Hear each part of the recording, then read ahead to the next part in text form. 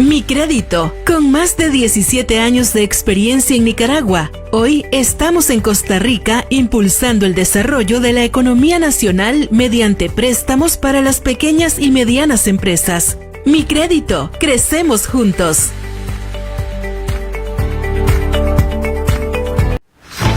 En 2022, Costa Rica elegirá el presidente número 49 de su historia. En el Tribunal Supremo de Elecciones, pilar de la democracia, se darán a conocer los resultados oficiales. En Ticavisión les llevaremos el paso a paso de todo el proceso en elecciones 2022.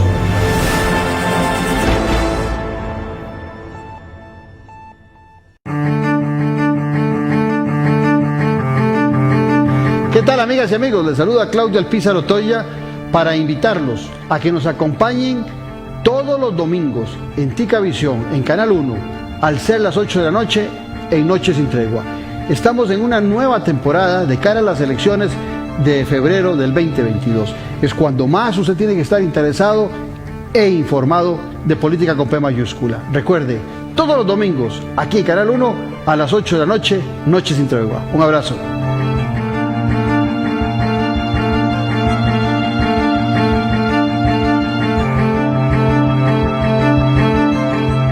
Soy de Costa Rica, un país donde mi opinión cuenta. Donde tenemos la posibilidad de elegir en democracia. El país donde todos tenemos la libertad de pensar diferente y elegir a nuestros gobernantes. El voto es la democracia en nuestras manos. El voto es nuestra fuerza, es nuestra voz para decidir juntos y en paz. El voto es la llave democrática para abrir nuevas oportunidades. Este 6 de febrero estará en sus manos. El Tribunal Supremo de Elecciones se lo garantiza. Estás viendo Ticavisión, el canal joven de Costa Rica.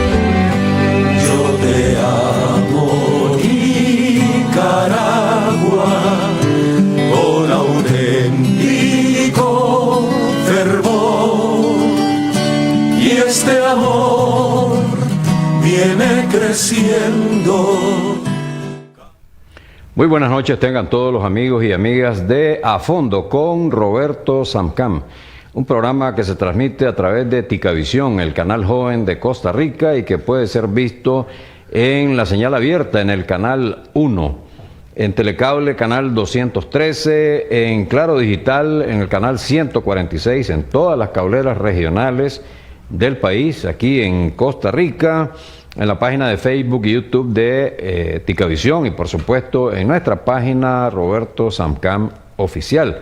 También puede ser seguido a través de YouTube una vez que colguemos ya el video en la plataforma. Nos retransmite todos los jueves en dos horarios, a la 1 y a las 6 de la tarde, desde San Francisco, California, para el mundo, a través de Radio Libertad, de nuestro amigo que ha estado bastante quebrantado de salud. Hay mucho frío allá en la zona de San Francisco. Nuestro amigo Edgar Martínez, por lo que deseamos una pronta recuperación al estado gripal que lo ha tenido fuera de combate estos días. También nos retransmite en Managua RMN Informativos, así que estamos cubriendo bastante territorio, tanto aquí en Costa Rica como en el resto, en Managua, sobre todo en Managua, Carazo, Masaya, León, y en distintos lugares donde llega la señal en streaming de Radio Libertad. Hoy es miércoles 17 de noviembre, ya pasó la pantomima, el mamotreto, la farsa electoral, y vamos a hacer un análisis de todo lo que ha pasado durante o alrededor del proceso electoral. Hemos preparado una presentación para tener mayor base de sustento y explicar de la manera más clara posible qué es lo que ha pasado alrededor de esta situación, que ya hoy estamos viendo las primeras consecuencias apenas, y lo vamos a ver. Vamos a poner la primera lámina de la presentación y veamos qué fue lo que pasó previo al día de hoy. El día de hoy es el día de las elecciones, el 7-11. Pero hay todo un proceso que ha venido manejándose desde antes, incluso el cuarto trimestre del 2020, del año pasado. Primero, la aprobación de todas aquellas leyes draconianas que habíamos hablado para allanar el camino a la reelección de Daniel Ortega y de Rosario Murillo. Estamos hablando de la ley 1055, la ley de traición a la patria, la ley 1040, la ley de agentes extranjeros, la ley 1042, la ley de ciberdelitos o ley Mordaza, la reforma al artículo 37 de la Constitución Política, o sea, ley de cadena perpetua, la reforma al Código Procesal Penal en los artículos 253 y 254, o sea, también conocida como la ley de los 90 días. En segundo lugar, Ortega, amparado en estas leyes, desató una serie de capturas ilegales y arbitrarias, encarcelando a 7 precandidatos a la presidencia de la República en los comicios del 7 de noviembre. 2 de ellos están con casa por cárcel y los restantes 5 guardando prisión en las celdas del Nuevo Chipote. En tercer lugar, vimos las restricciones al desarrollo normal del proceso electoral al margen de la captura y de encarcelamiento de los principales precandidatos que competirían contra Ortega. ¿Y cuáles fueron estas restricciones? Primero, el padrón electoral. El padrón electoral, acordémonos que se maneja uno activo, un pasivo, de 4,5 millones, de repente aparecieron en un padrón electoral, no se sabe si los muertos están ahí, no hubo depuración del padrón electoral. Acordémonos que la depuración del padrón electoral tiene que contar con la participación de los partidos políticos, obviamente. Y esto también surge con el proceso de verificación, que fue de lo más anómalo. El financiamiento, es decir, Ortega se recetó para él el financiamiento a su campaña política, el erario público, y a los partidos políticos absolutamente no tuvieron la posibilidad por la restricción de la ley de agentes extranjeros. Campaña electoral de los partidos políticos fue restringida totalmente, se les permitió únicamente en lugares abiertos con no más de 200 personas, con todos los procedimientos y digamos, procedimientos anti-COVID, que no fueron guardados absolutamente en todas las eventos que patrocinó, organizó y ejecutó el partido de gobierno, el gobierno de Ortega. Luego, la conformación de los centros, de los consejos electorales departamentales, regionales y municipales fue lo más anómalo. Fue una repartición entre 2 partidos políticos, que yo diría algunas obras le dieron al PLC y a otros que ni siquiera figuraban porque ni siquiera tuvieron fiscales. Se eliminaron 1.203 centros de votaciones, lo cual pretendía que hubiera, entre menos centros de votación, hubiera más gente votando, lo cual, como vamos a ver, no se pudo lograr ese objetivo.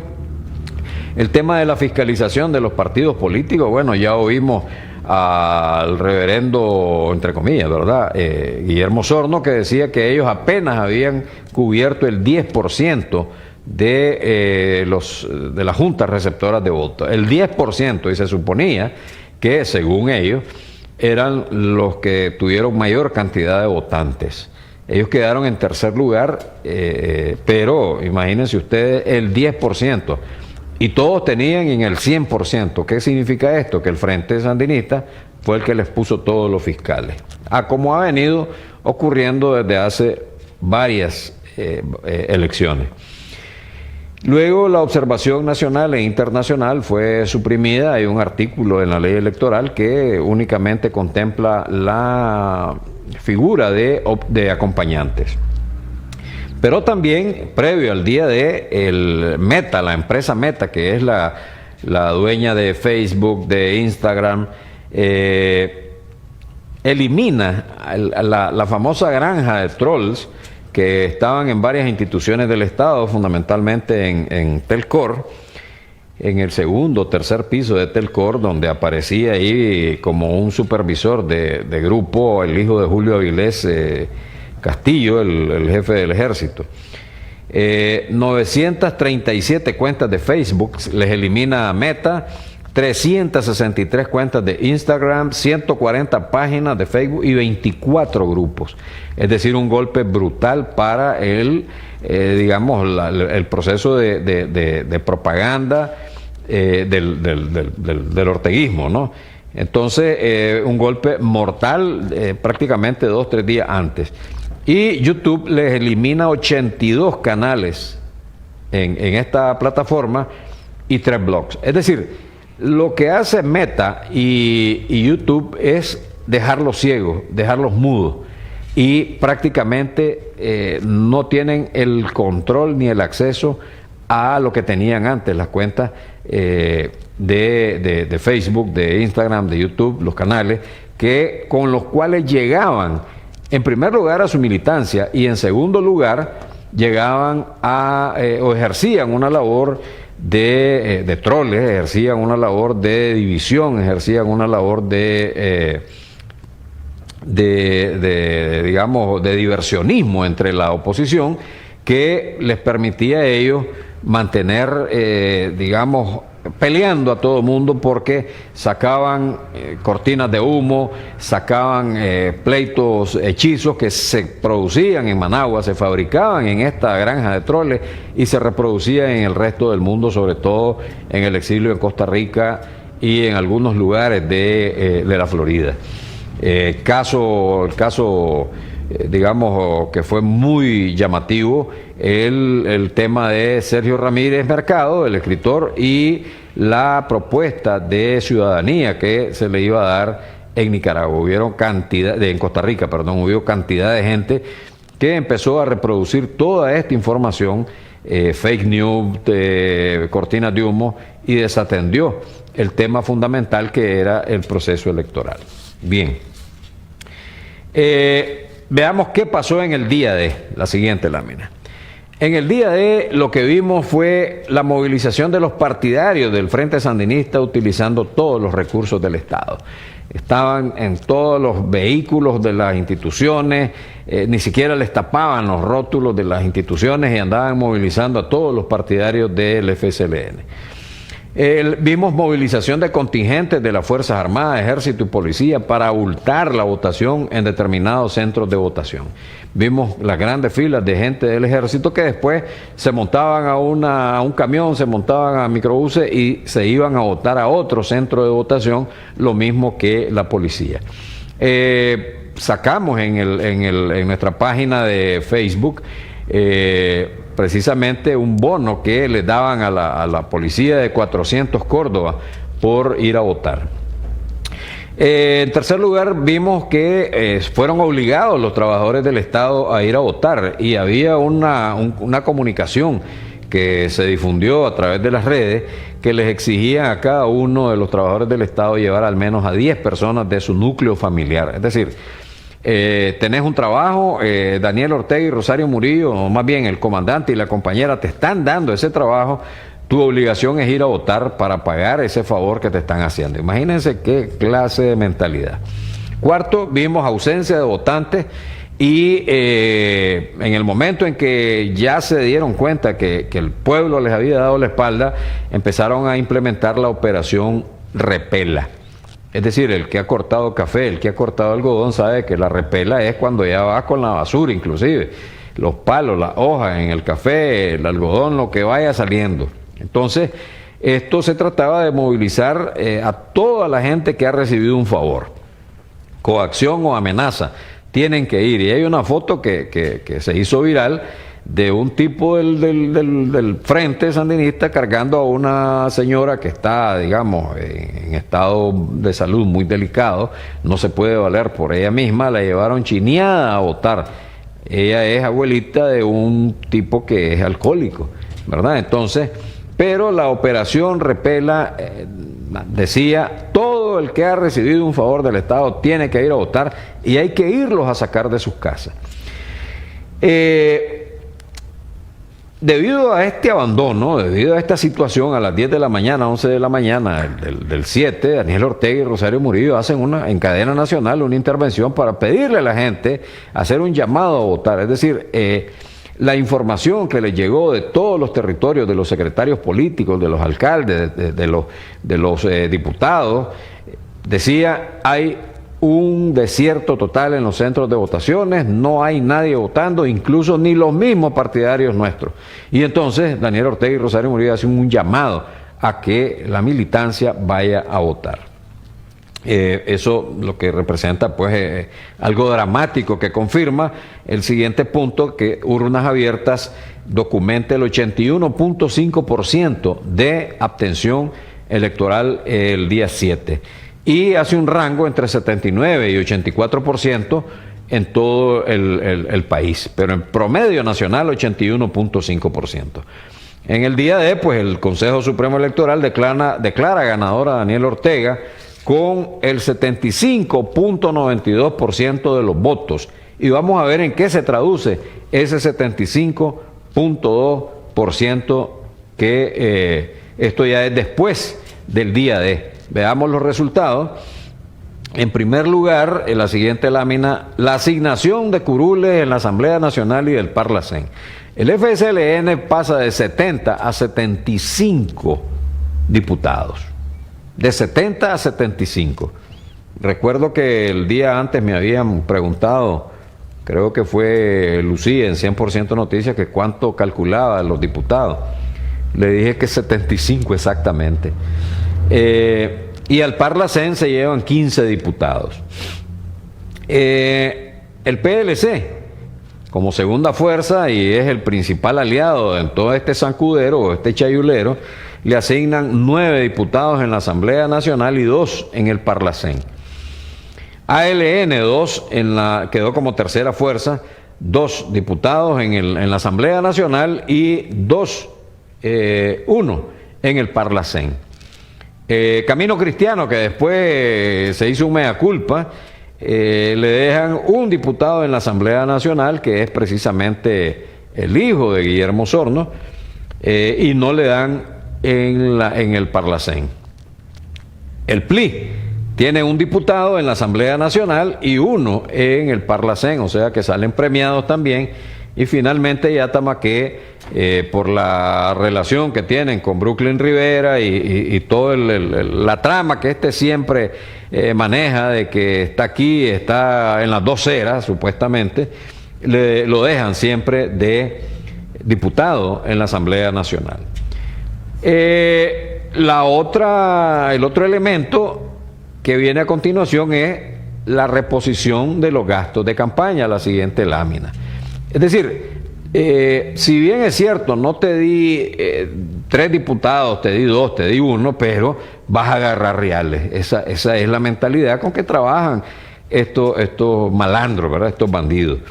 Entonces, los gastos de campaña que salen de un préstamo que hizo el BESIE al gobierno de Nicaragua y que va a ser pagado por todos los nicaragüenses, le dejan, en virtud del porcentaje del 75-92% al FSLN, le dan 17.4 millones de dólares. 17.4, o sea, 17.400.000 dólares en una campaña que nunca hicieron. Al PLC, que le dieron el 14.15% de votación, le dan 3.300.000 dólares. O sea, están más que premiados, ¿verdad? Es decir, perder la dignidad y la vergüenza paga en Nicaragua. Camino Cristiano, a pesar de toda la lloradera del reverendo Osorno, saca el 3.30%. Inexplicablemente le dan más diputados a ALN que a Camino Cristiano, porque lo castigan. Es decir, aquí es donde uno ve todo el andamiaje de corruptela, de vergüenza, de cinismo y de arbitrariedad y de discrecionalidad del Consejo Supremo Electoral, ahora en manos de esta muchacha Brenda Rocha. Bueno, ni tan muchacha. A Camino Cristiano le dan $759,000. El reverendo Sorno había pedido $1 millón antes de toda su feligresía para gastos de campaña. Imagínense ustedes qué cinismo, ¿verdad? Entonces le asignan $759,000. ALN, que es otro sicario partidario, 3.15% de la votación, $724,000. Imagínense qué rico para estos zánganos. APRE, los apretaditos, con el 1.78%, casi $500,000 se meten, $409,000. Que esto van a quedar, me imagino yo, tal vez compra otras corbatas el señor que está al frente de este partido, porque ya esas de Mickey Mouse ya aburren. Y el PLI, que es el que salió trasquilado, 1.7% de la votación, $401,000. Pues que no está mal para andar pegando papeletas en algunas ciudades y en algunos postes de luz, que te den $401,000, pues de ahí no se pueden quejar, ¿verdad? El presupuesto nacional manejado por Ortega y su Consejo Supremo Electoral es sumamente generoso con estos bandidos. Entonces prácticamente estamos hablando de casi $23 millones que salieron del préstamo del BESIE para gastos de campaña. Imagínense ustedes qué clase de relajo. Luego ya posterior, la siguiente lámina, posterior al día D, el presidente Joe Biden firma el 10 de noviembre la ley Renacer y por consiguiente la convierte en ley federal de los Estados Unidos de América. Es decir, que ahora ya no hay ninguna excusa para no aplicarla. Y dichosamente, que no pasó con la NICA Act, dichosamente hay muchos ojos de senadores y de congresistas que van a estar pendientes de que esto se aplique al pie de la letra. Entonces la NICA Act plantea, entre otras cosas, ampliar la supervisión de las instituciones financieras internacionales que otorgan préstamos a Nicaragua. Ya están saliendo algunas noticias de que el gobierno de los Estados Unidos va a cerrarle la llave a Ortega del financiamiento internacional. Ojo, esto no significa que el BESIE no le va a seguir dando plata. Hoy sale la noticia, hoy miércoles, que le otorga $108,000 para temas no de cambio climático, sino de desarrollo en la costa Caribe. O sea, imagínense ustedes qué cinismo. Estos son los principales depredadores de los recursos naturales de la costa Caribe, bueno, de todo el país, pero más enfocado en la costa Caribe norte y sur. Y entonces, ahora les prestan plata el BESIE para que reforesten, para que atiendan las zonas estas que han estado bajo la destrucción y la depredación de este gobierno, el gobierno de Daniel Ortega. Entonces, el BESIE les va a seguir financiando y les recomiendo que busquen las declaraciones del que era el delegado de Costa Rica en el BESIE, el señor Otón Solís, costarricense, donde desenmascara la corrupción brutal y grosera de esta institución financiera. Es un relajo lo que narra ahí en esas declaraciones el señor Otón Solís. Vamos a ver si es posible tenerlo en el programa. Vamos a ver, vamos a hacer algunos contactos ahí, a ver si quiere sentarse y discutir a fondo toda esta corruptela en el BESIE. Luego, la ley Renacer plantea sanciones selectivas a funcionarios señalados por abusos y violaciones de derechos humanos para promover elecciones democráticas, coordinación de sanciones con Canadá y la Unión Europea. Vamos a ver qué pasó. Agrega a Nicaragua a la lista de países centroamericanos sujetos a restricciones de visas relacionados con la corrupción. Ya han ido adelantando algunas cosas. Recordemos que hay 150 funcionarios que habían estado en días anteriores, que se les eliminó la visa. requiere informes clasificados sobre la corrupción del gobierno y la familia del presidente Ortega, así como las actividades de Rusia en Nicaragua, y requiere reportar sobre abusos de derechos humanos cometidos por las fuerzas de seguridad nicaragüenses en comunidades rurales e indígenas. Acordemos que las Fuerzas Armadas y en especial el Ejército son los que están detrás de los famosos colonos que mantienen una persecución, un hostigamiento a las comunidades indígenas, misquitas, mayagnas, para quitarles los territorios ancestrales que les corresponden. ¿Para qué? Para explotar oro ahí, ¿verdad? Entonces, la ley Renacer fue firmada por el presidente Biden el 10 de noviembre. Ok, vamos entonces a la siguiente lámina y tenemos que después de las elecciones, del 10 al 12, se da la Asamblea General de Cancilleres de la Organización de Estados Americanos. O sea, del 10 al 12 de noviembre tenemos la Asamblea General, en la cual en la resolución sobre el tema de Nicaragua, sobre la situación de Nicaragua, es aprobada, es firmada a favor, votada a favor por 25 países. Y algo que sorprendió a moros y cristianos, Argentina vota a favor de la resolución cuando, junto con México, se habían venido absteniendo en virtud de que estaban tratando de mediar con Ortega para ver si abría el abanico, si abría el juego en el tema electoral, en las elecciones, cuando vieron que lo que hicieron fue una barbarie en términos electorales. Entonces Argentina decidió desmarcarse y se suma a los 25 votos. En esta resolución se resuelve, primero,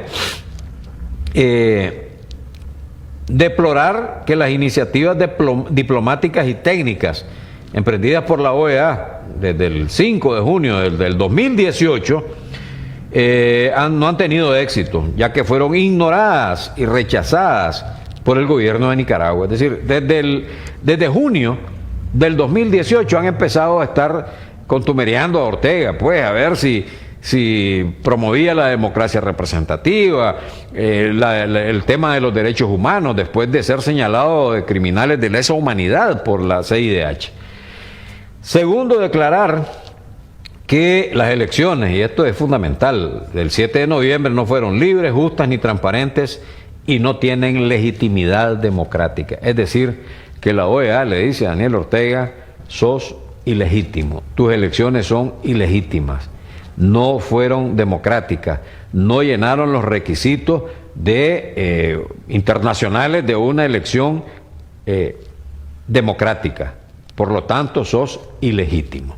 Aunque no se lo dicen que él es ilegítimo, pero sus elecciones, sus resultados son ilegítimos. Tercero, con base a los principios establecidos en la Carta de la OEA y la Carta Democrática, se establece que las instituciones de Nicaragua han sido seriamente socavadas por el gobierno.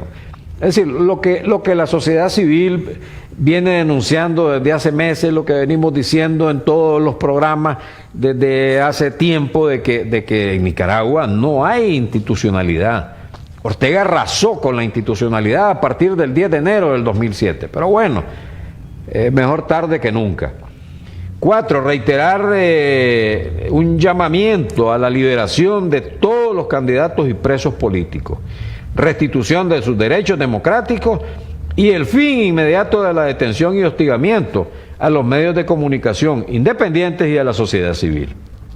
Y finalmente, el otro elemento fundamental es que el Consejo Permanente queda instruido para hacer una evaluación colectiva de la situación, o sea, de las elecciones, y de conformidad con la Carta de la OEA y la Carta Democrática, tomar las acciones apropiadas a más tardar el 30 de noviembre. ¿Qué significa esto? Que el 30 de noviembre tenemos Consejo Permanente, o tendríamos Consejo Permanente de la OEA, y ahí se va a tomar una decisión en relación a la aplicación de la salida o de la aplicación del artículo 20 o del 21 de la Carta Interamericana. La siguiente, el día 15 de noviembre, o sea, el lunes recién pasado, Estados Unidos sanciona, de acuerdo a la orden ejecutiva 13851, a una serie de funcionarios del gobierno de Daniel Ortega, aplicándoles la sanción vía OFAC, o sea que restricciones de todo lo que se les ha hecho fuera del sistema financiero, o sea, todo lo que ya más o menos conocemos. Entonces, José Antonio Castañeda Méndez, que es el presidente del Consejo del INE, el Consejo de Dirección del INE, este es uno de los principales responsables de la corrupción en el INE alrededor de la industria energética. Ustedes saben que Daniel Ortega la familia Ortega Murillo es el mayor generador de energía de todos los generadores privados. Eso ya lo vimos la vez pasada. Tiene más de 400 megawatts de capacidad instalada de generar energía, 478, algo así.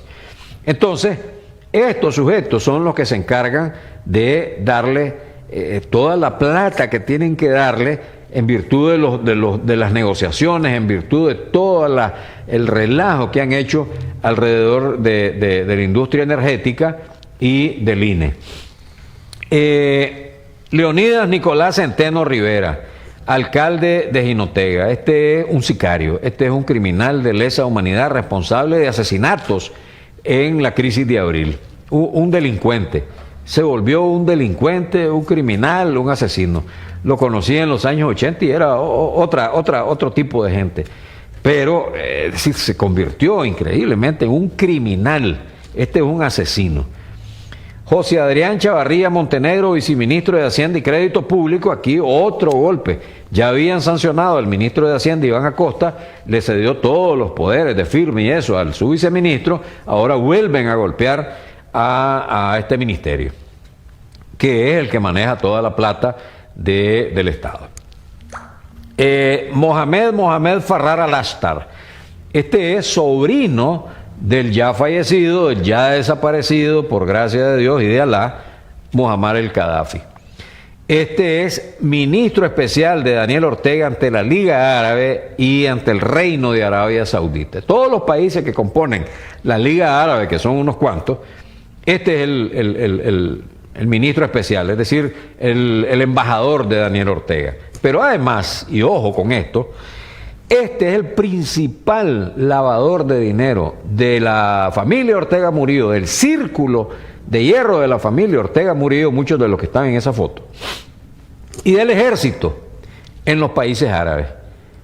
Junto con él en el 2019 viajó un altísimo familiar de Julio Avilés Castillo a Arabia Saudita a meter plata del ejército en este país. Es decir, que ya el paraíso fiscal de todos estos delincuentes son los países árabes. Ojo. Rodolfo Francisco López Gutiérrez, este es el gerente de Disnorte de Disur, del Despacho Nacional de Carga, o del Centro Nacional de Despacho de Carga, esto tiene que ver con la energía, y que está adscrita a Enatrel. ¿Qué es lo que hace este? En el Centro Nacional de Despacho de Carga se decide a quién le compran energía. ¿A quién le compran energía? Obviamente que los pagos ya están amarrados de previo y por eso es que nunca baja pero bueno, ese es otro tema que vamos a discutir en otro momento. Entonces este tipo es el que le dice a Daniel Ortega, ustedes son los que van a vendernos energía a través del Centro Nacional de Despacho de Carga. Vamos a ir al primer corte comercial y después seguimos con esta pandilla de bandidos que han sido sancionados el día 15, o sea, el lunes recién pasado. Ya volvemos.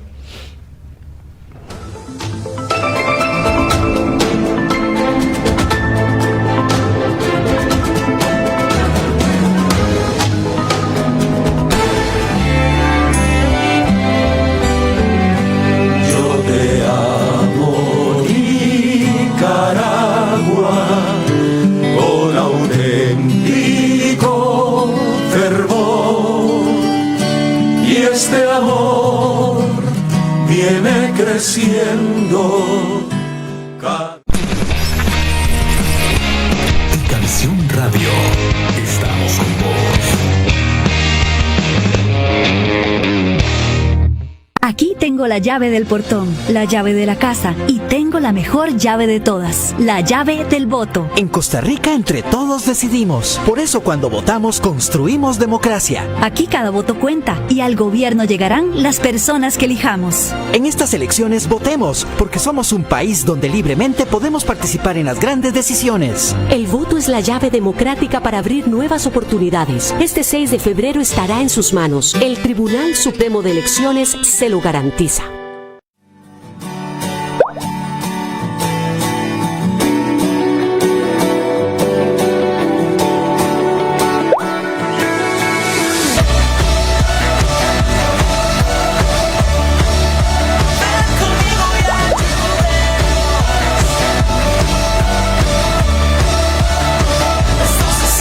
Cuando donas, cosas maravillosas pasan. Teletón 2021. Donar es estar.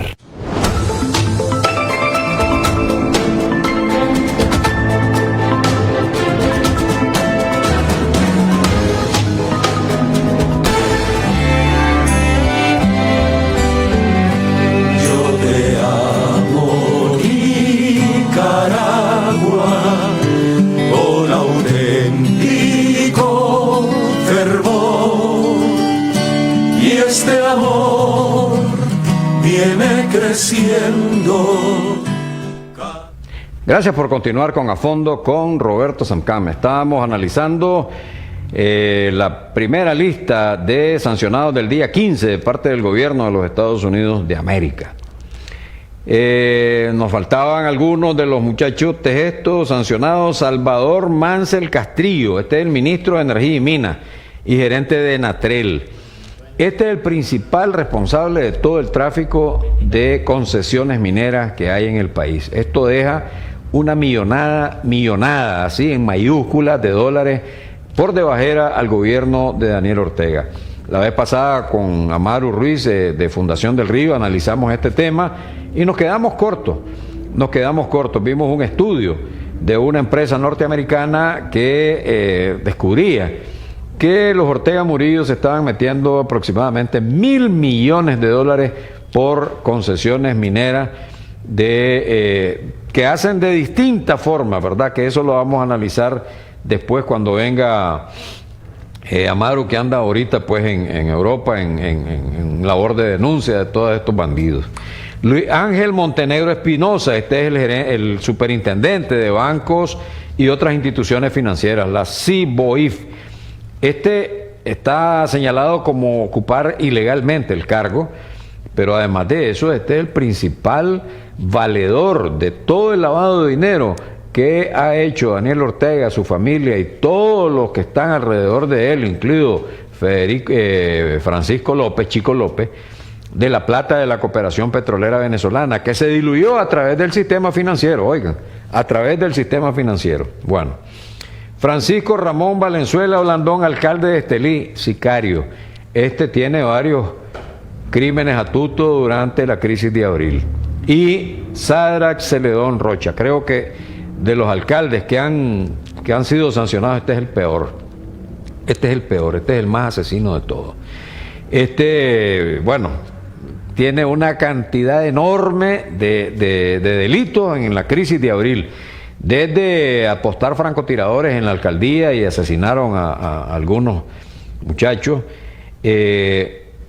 también a cargo de verdaderos delitos, de crímenes, de tortura a jóvenes que estuvieron en las manifestaciones de la crisis, durante la crisis de abril. O sea que estos son los tipos que han sido sancionados el día 15, el lunes 15, por el gobierno de los Estados Unidos. Seguidamente a estas sanciones de los Estados Unidos vienen las sanciones del Reino Unido el mismo día 15, o sea que duplica hasta ese momento el saldo de las sanciones, o sea, de todos estos bandidos. Entonces, en la siguiente lámina tenemos a las personalidades que sancionaron el Reino Unido. Ojo, el Reino Unido tiene el control sobre algunas islas que son paraísos fiscales, ¿verdad? Paraísos fiscales en el Caribe, aquí cercano, en las Bahamas, ¿verdad? Y en otro paraíso fiscal que es donde alguna de esta gente ha metido la plata. Eso queda congelado. El que no la sacó a tiempo se fregó, queda congelado. Entonces, el Reino Unido sanciona a Rosario Murillo, vicepresidenta, aunque ahora es copresidenta, ¿verdad? Según el loco. Gustavo Porras, presidente de la Asamblea Nacional, aunque mucha gente prefiere decirle la chanchera. Fidel Moreno, el alcalde de todas las alcaldías del país. Este es el alcalde de todas las alcaldías, es el principal operador de la Rosario Murillo. Alba Luz Ramos. Alba Luz Ramos es la presidenta de la Corte Suprema de Justicia de Daniel Ortega. Lumberto Campbell, que por razones de enfermedad,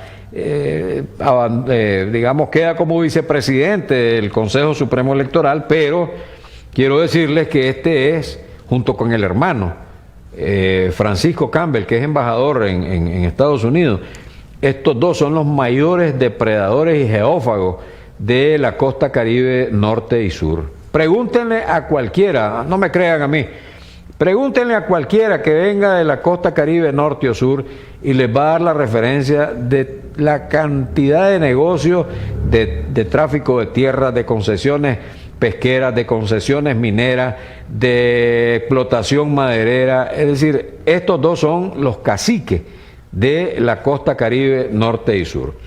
Ana Julia Guido, que es la jefa de la fábrica de donde se inventan calumnias, donde se inventan acusaciones, sancionada. Bueno, se me pasó. En los Estados Unidos también sancionan al Ministerio Público, ¿verdad? Sancionan al Ministerio Público y ya estaba sancionada la jefa de la fábrica. El Reino Unido también la sanciona y sancionan a 2 policías criminales. Juan Valle, que es el responsable de todas las capturas que se hicieron en Managua, durante la crisis de abril y que se continúan haciendo. Este es el que está a cargo de la brigada de tránsito de Managua, que es la que tiene a su cargo la captura de toditita la gente de la oposición. Y el sicario de León, muy conocido, Fidel de Jesús Domínguez Álvarez. Este tipo es lo peor, este es abyecto, este es increíblemente arrastrado, ¿verdad? Este sí es de campeonato. Para mayor, digamos, golpe, el gobierno de Canadá, la siguiente lámina, sanciona,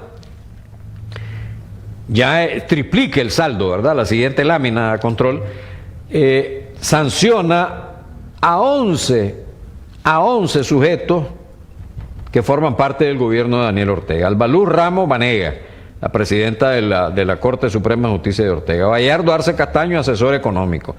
Luis Ángel Montenegro, el de la Ciboif. Mohamed Lashtar, este lavador de dinero, sobrino del Gaddafi y embajador de Ortega ante la Liga Árabe y Arabia Saudita. Sadrach Celedón, el criminal de Matagalpa, asesino y torturador. Este tipo es de lo más bajo, de lo más sucio. Leonidas Centeno Rivera, el de Jinotega, otro piche que es también con las mismas características. Francisco Valenzuela Holandón, otro delincuente al frente de la alcaldía de Estelí. Y los que habíamos mencionado, José Adrán Chavarría Montenegro, Rodolfo Francisco López Gutiérrez, José Antonio Castañeda Méndez, Salvador Mansell Castillo. Todos estos últimos 4 que están alrededor de la industria eléctrica en Nicaragua y que definitivamente son los que favorecen al régimen con todo este relajo que tienen alrededor de esta industria. Luego el día martes 16 de noviembre, la siguiente lámina, los Estados Unidos meten 2 goles, meten 2 golpes fuertísimos. La primera es de suspender y limitar la entrada de todos los funcionarios y trabajadores del gobierno de Nicaragua. Entonces, en la sección 1 voy a resumirles rápidamente quiénes son. Los miembros del gobierno de Nicaragua, incluidos los funcionarios electos y su personal. O sea, todo el gobierno de Nicaragua, incluidos los funcionarios que recién están electos, o sea, estamos hablando de diputados al Parlamento, a la Asamblea Nacional, al Parlacén, presidente, vicepresidente. Alcaldes, vicealcaldes y secretarios políticos del FSLN que tuvieron que ver en la crisis de abril y que delinquieron, torturaron, violaron derechos humanos. Todos los alcaldes y vicealcaldes y secretarios políticos. Y aquí después voy a referirme a la documentación que tiene que hacer el pueblo nicaragüense sobre toda esta gente, porque hay que documentarlo. Funcionarios de los servicios de seguridad de Nicaragua, ejército, policía, todo el esquema de seguridad del país. Funcionarios de la administración penitenciaria de Nicaragua, todos los carceleros que torturan a los presos políticos, a los rehenes políticos y a los presos comunes también. Altos miembros del Poder Judicial, Ministerio Público y Ministerio del Interior. Este es el Ministerio de Gobernación. Aquí parece que alguien pasó, estaba en los 80 todavía, ¿verdad? El Ministerio del Interior ya no existe, es el Ministerio de Gobernación, pero bueno. Es decir, todo el Poder Judicial, toda la Fiscalía y todo el Ministerio de Gobernación. Aquí se va Luis Cañas, por ejemplo, que estaba escondidito ahí, que es parte del equipo que trabaja junto con Ana Julia Guido para inventar todas las acusaciones a mucha gente. Miembros del Ministerio del Gobierno de Nicaragua, fíjense bien, miembros de los ministerios del Gobierno de Nicaragua, agencias reguladoras, empresas paraestatales, o sea, todos los entes autónomos, administradores y profesores de educación superior, o sea, de las universidades públicas, ¿verdad? Que son los que están haciendo barbaridades con todos los muchachos que les están borrando las notas, los desaparecieron de los registros, o sea, un verdadero acto delictivo sobre los que en algún momento toda esta gente tiene que pagar. Incluidos y funcionarios electos que emprendan acciones, incluidos abusos de derechos humanos, para negar servicios a quienes realizan esfuerzos pacíficos para exigir el retorno a la democracia de Nicaragua. Aquí se inscriben toda esta gente que también está dentro de las universidades públicas. Personas no gubernamentales, ojo con los testaferros, que actúan como agentes o actúan a instancias de las descritas en las subsecciones A hasta la F. Y finalmente los cónyuges, hijos e hijas de las personas descritas en los incisos A hasta la G de esta sección. O sea, las esposas o los esposos, las hijas o los hijos, inclusive los que están estudiando allá, que ya empezaron a sacar ahí algunas informaciones que todavía no están confirmadas, que hay un hijo de Francisco Díaz, el de la policía, uno de Gustavo Porras. Mientras, y esto va dirigido a los sapos, ¿verdad? A los sapos de medio pelo y de pelo completo. Mientras ustedes están en universidades públicas, en colegios públicos donde a veces ni hay ni asientos, estos zánganos mandan a estudiar a sus hijos a los Estados Unidos. Y odian al imperialismo norteamericano. Báilenme ese trompo en la uña. Luego, el mismo día de martes, ayer, ¿verdad? El 16, el presidente Biden firma la orden ejecutiva del 27 de noviembre del 2018. Esta orden ejecutiva del 27 de noviembre del 2018 la firma el presidente Donald Trump, que declara, fíjense bien, declara una emergencia nacional para hacer frente a la amenaza inusual y extraordinaria a la seguridad nacional y la política exterior de los Estados Unidos, constituido por la situación en Nicaragua. O sea, el presidente Biden prorroga un año más esta orden ejecutiva que nombra a Nicaragua, considera a Nicaragua y como tal va a tratarla una amenaza inusual y extraordinaria a la seguridad nacional y a la política exterior de los Estados Unidos. Dentro de todo este mare magnum, este tsunami de sanciones, la Asamblea Nacional, la siguiente lámina, se reúne el día de ayer para instar al presidente, la siguiente lámina, control la anterior a esa, parece que tenemos algún problemita ahí con la lámina número 9, pero bueno, el punto 9, la lámina 12, sí, la lámina 13, exactamente, esa es la número 13, perfecto, esa misma. Entonces la Asamblea Nacional se reúne ayer para instar al presidente Ortega que denuncie la carta de la OEA que denuncia esa denuncia, ¿no? Eso se hace el día de ayer. De acuerdo con lo establecido en el artículo 143 de la Carta Interamericana de la OEA. Entonces, el artículo 143 dice que la Carta Interamericana puede ser denunciada por cualquiera de los Estados miembros mediante comunicación escrita a la Secretaría General, la cual comunicará en cada caso a las demás las notificaciones de denuncia que recibe. Es decir, lo que tiene que ahora hacer Daniel Ortega, hoy tempranito tenía que hacer, es hacer una carta dirigida al secretario general, a don Luis Almagro, y decirle que denuncia la Carta Interamericana, la Carta de la OEA. Y luego tiene 2 años para salirse de la OEA, 2 años. Pero en esos 2 años no puede negarse a cumplir todo lo establecido en la Carta de la OEA y en la Carta Democrática Interamericana. Entonces, lo que están haciendo estos, Viviana, es lo mismo que hizo Venezuela cuando dijo: denunciamos la carta, nos vamos a salir de la OEA, sabiendo que tienen que pasar 2 años. Y no se desligan de las obligaciones que tienen con la Carta Democrática Interamericana y con la Carta de la OEA.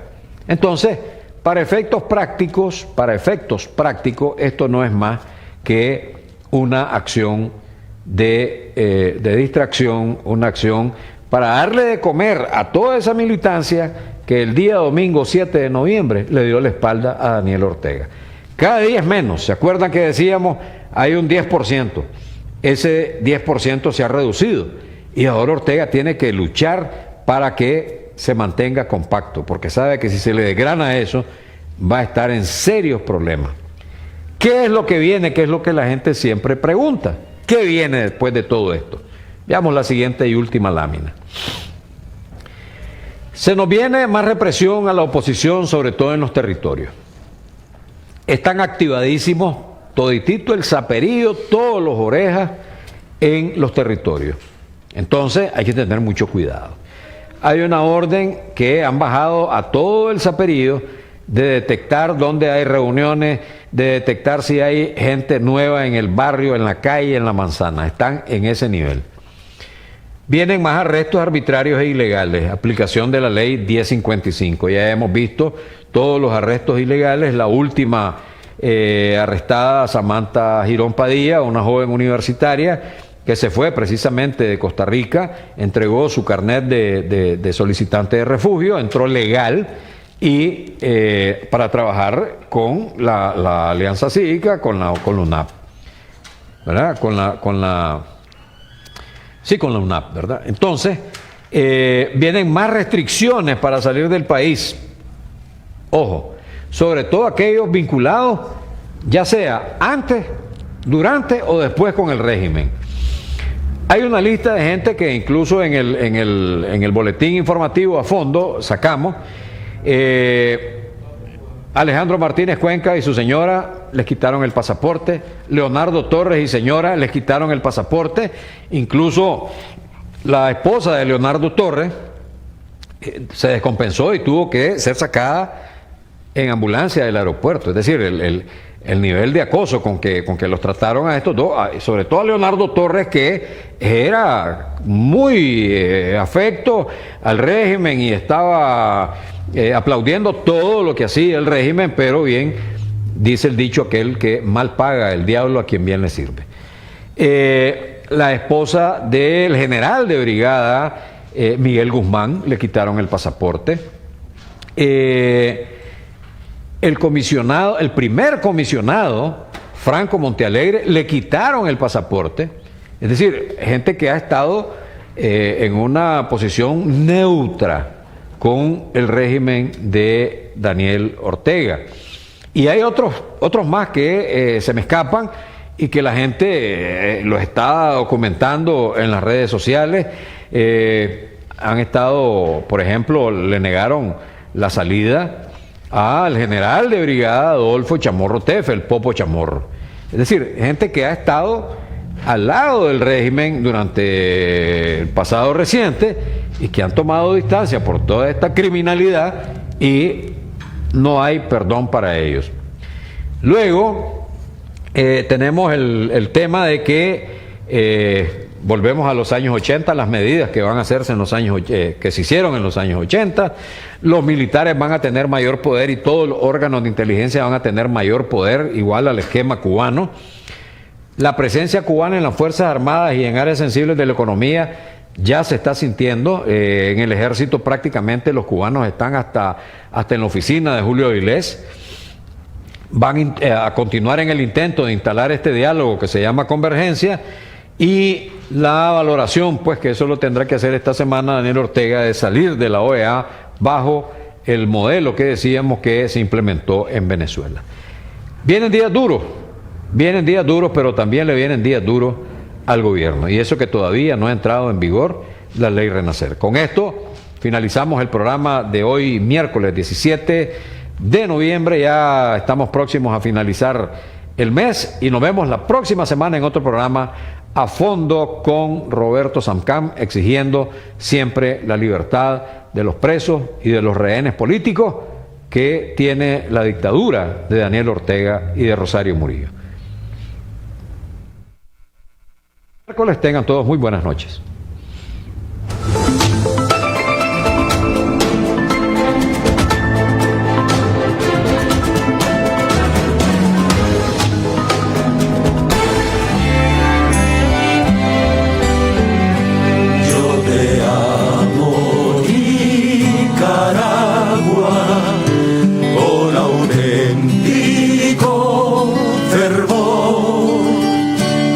Este amor viene creciendo. Soy de Costa Rica, un país donde mi opinión